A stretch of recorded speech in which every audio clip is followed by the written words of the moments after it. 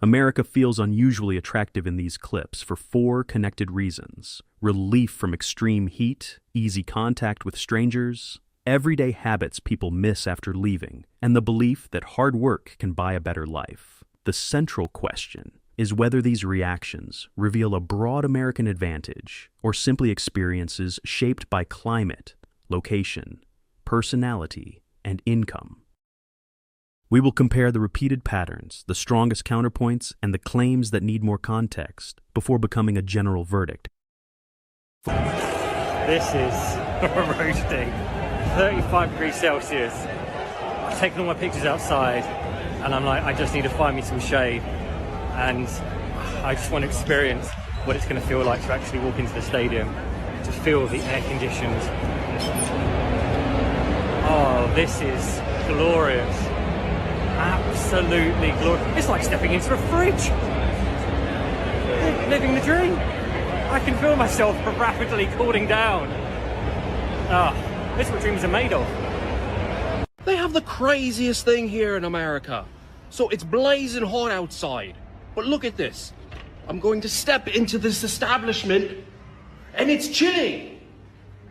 It's hot outside, but when you step in, it's like a winter's day. The internet that's been going for a really long time. That's basically Europeans claiming that their summers, their heat is worse than American heat, or that they deal with that heat better than Americans do because they don't put like ice in their drinks, they don't have AC, they don't have like all of their buildings don't feel like a fridge. So they think that they deal with heat better than Americans do. And recently, a bunch of European athletes have come to America to train, and you are seeing so many videos of them being laid out, bending over, about to throw up, begging, like saying we're struggling so hard. These people are like bright in sweat, like flat out in the sun, looking like they're about to pass away. And it's like dozens of them, multiple teams. And here's the thing, okay? The thing about American heat is also humidity. There's so much humidity. Oh my God. Whenever there's humidity, like whenever there's low humidity, the sweat on your body is able to evaporate. Whenever there's really, really high humidity, it's really hard for like the moisture on your body to evaporate. And that's what these people are going through. That's why they're soaked in sweat. And it's not like Americans are bragging about how like hot it is here. But oh my dear God, it's been such a long fucking little feud. I'm like, no, we actually have hotter stuff because we don't have ice cubes and AC. We have that shit because it is so hot. Not a flex, just... I'm British, but I live in Florida. Because they're now dealing with American heat and realizing why we got ACs in our house. My AC is running right now and it's about like 80 degrees. I don't know, I live in a studio apartment. During the winter, it snowed a lot, and it was really cold, but my apartment just aggressively holds on to heat. I remember everyone was bitching about their electric bills and how they had to have their heat on 24/7. I turned on my heat like twice the whole winter, and I was just laughing at these people. I'm like, fuck you, my house is at 70 degrees, and I don't even have the heat on, and there's like a blizzard outside. The weird heat wave we had in May humbled me real quick. I had to have a friend over to help me set up the AC.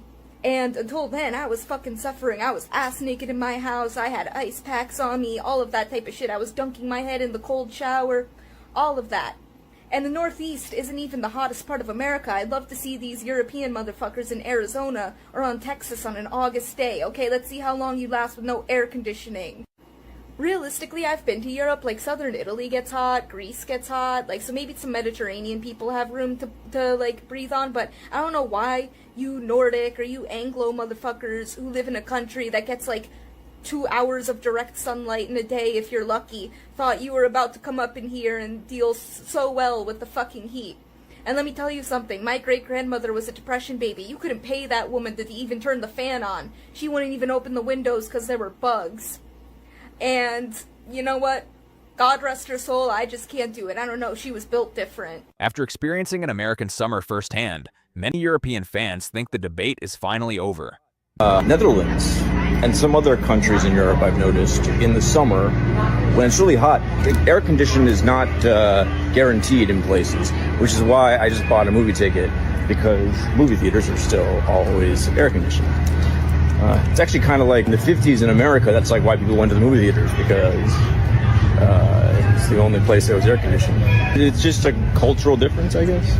But then again, there aren't also too many places in Europe where it's like Los Angeles weather or Florida weather where it is, you know, hot all the time. First home, proper home in America. And there's one thing that's kind of really, there's actually two things that have blown my mind. But this one is where there's like air vents in the house. Let me show you. Right, so see that up there? I'm going to say that's the AC. The amount of times that you guys would say to me, how on earth do you get cool in your house? And I was like, I just open a window. You know, that's my aircon. But I've got to tell you, it's genius. And I think it is brilliant. And I don't know why we don't have it in the UK. I mean, it'd be like 7:30 in the morning. I'm all stuffy and it's warm. And next thing I know, there's cool air coming down on me in the morning. And it just makes me feel comfortable again. So one of the best things that I've found coming to America is the fact that you do have AC in your homes. And now I want it. I don't think I can go back to my house and like, I've got to open a window and I can't control the temperature. This is going to be awful when I go back home. Opening my window and then I'm freezing cold, or I close the window and it's boiling hot.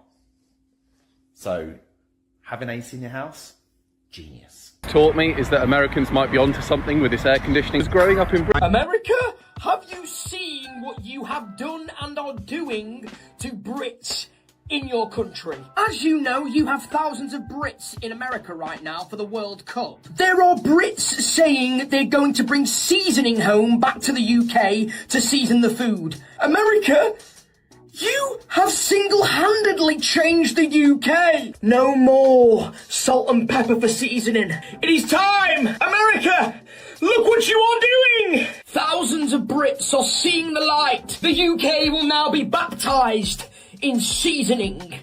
So I moved here. I opened an apartment. I rent this place. No air conditioning. I bought one. And before you say they don't work on the windows, I installed it on the stupid window. Look, only 13% of German households have air conditioning, and I am proudly one of them. And then everyone tells me, but they're so expensive. That air conditioner was €200. I have two of them. I have one in my bedroom because I refuse to be hot when I sleep either. And then they're like, well, the energy is expensive. Yes, the energy is expensive. But you know what I do? I make money. I see everyone out there getting their little €8 Aperol spritzes every day. You know what you could do instead? Just put that money in the bank and use it to pay for your air conditioning. Everyone laughed at me, but now they're all suffering, and here I am. Happy. America. So apparently the Europeans are being humbled. I've lived in America for the past year. So what are the first differences I noticed moving back home to England? Pretty much instantly you notice how much smaller everything is, and I kind of describe it as just feeling pretty cozy. But I doubt an American car would even fit down half the roads over here. One big thing that caught me off guard was the amount of different British accents in such a small area, and even in a little town, no one really sounds the same. And then one that's impossible to ignore, just the lack of aircon, especially when it's this hot out. Food I brought back from America. Air conditioning is not just a punchline here. It changes what people consider normal. Stadiums, shops, and American homes offer instant relief, while England, the Netherlands, and Germany are described as places where cooling must be improvised. NOAA explains that high humidity slows sweat evaporation. USEIA data also show that 88% of American households used AC in 2020, evidence of infrastructure built around heat, not proof that every American summer is harsher. I've got to say something. America, I have to say this. I'm currently in Michigan in the Midwest.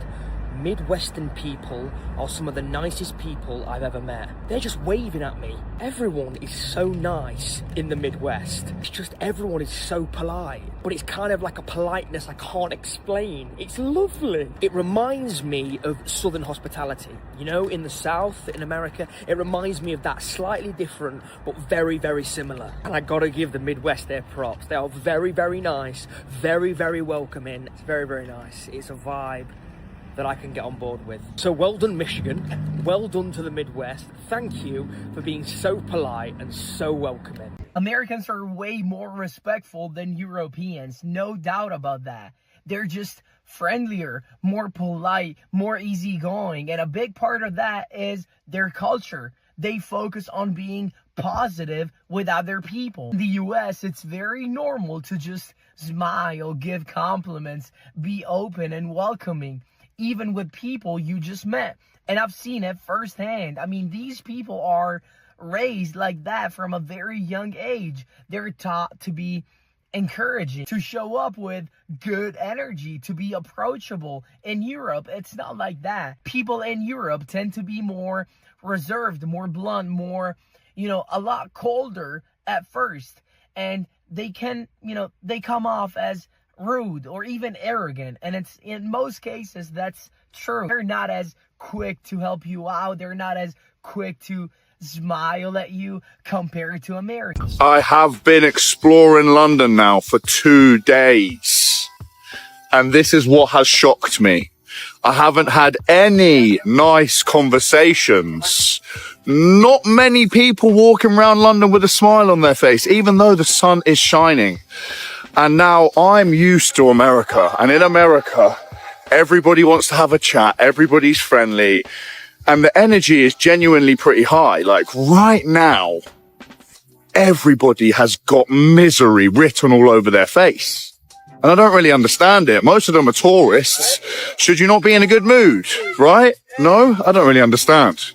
Get me back to America where people are fucking friendly. People love having a chat, man. I can't do it. I'm too social for London. I'm too social, and where people are actually socialising in London is the pubs and bars. But it's not a nice socialising, it's a rowdy, judgmental socialising. But look at the views. Look at the views. That is Shard. It's a beautiful day. Hey. Goodbye. Unlucky. Yeah, we'll do it for the UK, so as long as everyone kind of joins together. It was pretty expected, wasn't it? Like, long day for them, but that's just Scotland summed up for you. I would like to say I feel bad for them, but I don't really. They hate us, so I'll put the hate back. Get back home. Get back to Scotland. Scotland fans heading home. Yeah. Sit down. Friendliness is the second recurring contrast. Michigan is described through waves and casual welcome. London through silence, tense faces, and rowdy social spaces. But these are observations from different settings, not a controlled national comparison. A visitor in the Midwest, a creator in central London, and football supporters after a defeat are measuring different social rules. The consistent point is that American openness is easier for these speakers to recognize and join. Americans, I truly believe that you guys do not know how lucky you are.